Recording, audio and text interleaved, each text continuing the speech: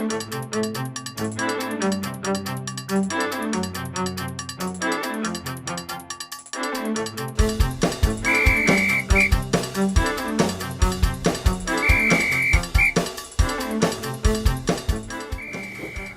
to week 3 of Winning Places.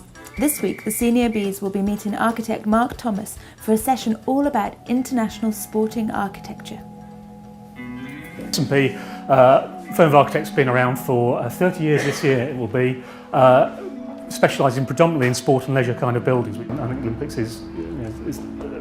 really sets the context to everything that's going on in East London at the moment, and immensely has an impact, probably an awful lot of, probably more on your lives than my life at this moment in time. That Barcelona is the only Olympic Games where there was no recurring debt.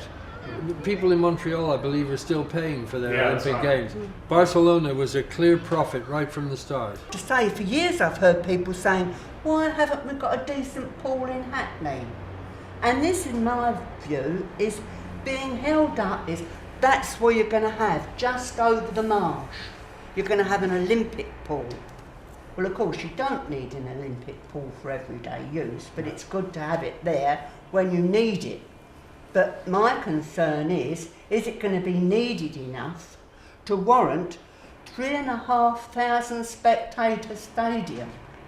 The Commonwealth Games was in Manchester, and they built an aquatic centre in Manchester that has, I think they had 2,000 seats up there for the Commonwealth Games, and I think there's no demand for tickets there. When we looked in Chisholm at that pool, what were we faced with?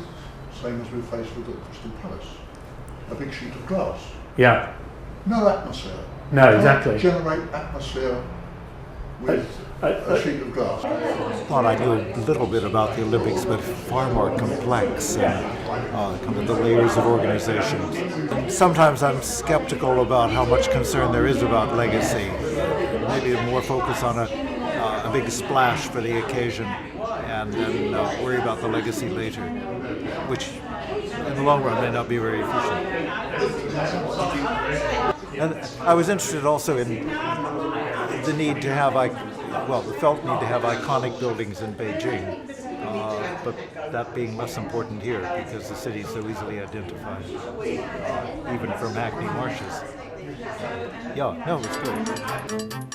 That's it for this session, but join us next week for an exciting trip around Arsenal's new football stadium.